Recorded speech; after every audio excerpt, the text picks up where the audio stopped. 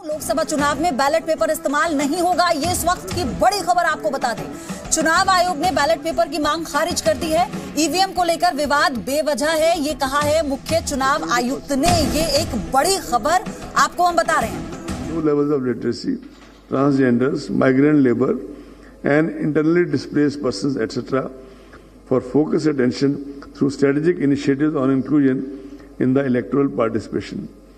I must add that in addition to the EMBs, international organizations such as IDEA, IFES, UNDP and others have provided remarkable service to inclusive and accessible elections through continued research and support in developing strategies and framework in this area.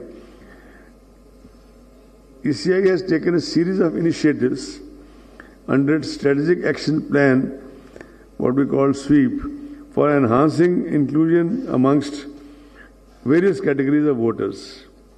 This is systematic voters education and electoral participation, a kind of flagship program of the ECI. It's a multi-interventional program aimed at reaching out to the vast populations in a comprehensive and systematic manner through different modes and media. It addresses over 887 million voters of this vast country.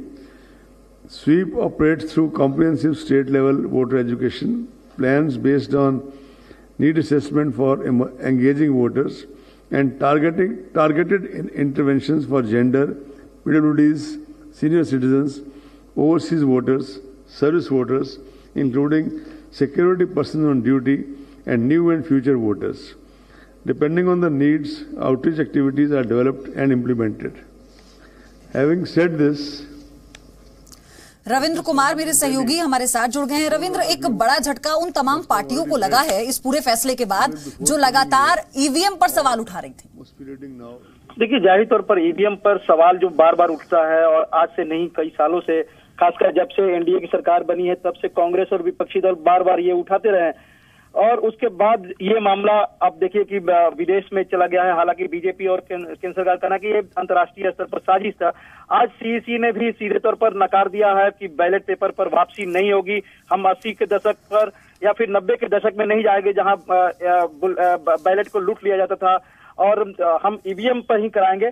तो कहीं न कहीं जो विपक्षी दलों का आरोप था ईवीएम को लेकर, उसे सीधे तौर पर इलेक्शन कमीशन ने ही नकार दिया है और ये तय हो गया है कि अगली बार जो चुनाव होंगे 2019 में, ये केवल और केवल ईवीएम से ही होंगे। बिल्कुल रविंद्र, और लंदन तक मतलब प्रेस कॉन्फ्रेंस की जो वीडियो सामने आई उसमें जो तमाम बातें जिस हैकर के जरिए की गई, वो ये साफ तौर पर ये भी बताता है कि विश्वसनीयता पे आप सवाल कितना भी उठा लें, लेकिन जो विश्वसनीयता है वो बरकरार रहेगी और उसी में चुनाव भी होगा।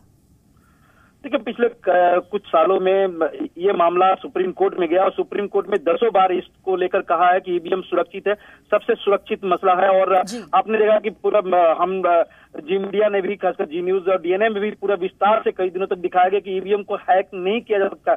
आप अपनी हार को छिपाने के लिए या हार का बहाना बनाने के लिए ईवीएम को दोष देना छोड़िए। ये विपक्षी दलों को साफ तौर पर कहीं ना कहीं हिदायत है सीईसी, मुख्य चुनाव आयुक्त द्वारा भी, और पूरा देश भी ये मान के चला कि ईवीएम सबसे सुरक्षित है। जब मध्य प्रदेश में कांग्रेस जीतती है, राजस्थान में कांग्रेस जीतती है, छत्तीसगढ़ में कांग्रेस जीतती है, जबकि वहां पर बीजेपी की सरकार थी। अगर यही हैकिंग होता तो बीजेपी हैक कर लेती। एक और बेतुका तर्क जो अंतर्राष्ट्रीय स्तर पर दिया गया, लंदन से बहुत बहुत शुक्रिया आपका हमारे साथ जुड़ने के लिए, इस जानकारी के लिए। लेकिन चुनाव आयुक्त ने बैलेट पेपर की मांग को खारिज करते हुए ईवीएम को लेकर जो विवाद था उसे बेवजह बताया और यही कहा कि ईवीएम से ही जो वोटिंग है वो होगी और उन तमाम विरोधी दलों को एक करारा जवाब चुनाव आयोग की तरफ से दिया गया।